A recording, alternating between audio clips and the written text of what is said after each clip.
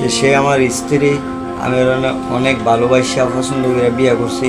বাপ মার বিরুদ্ধে সে সে আমার সাথে সংসার করছে। এখন সে কোথায় জানি 17 তারিখে মঙ্গলবার পলাই গেছে।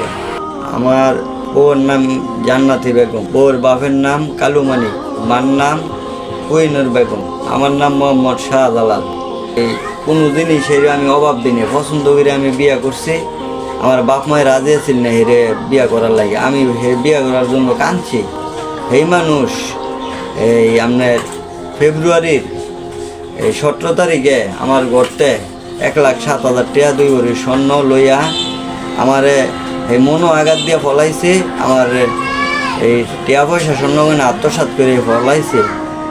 আমি আইছি কাজে, সে আর নাই। আজকে 5 দিন আমার খাওয়া নাই, গোসল নাই, নিদ্রা নাই।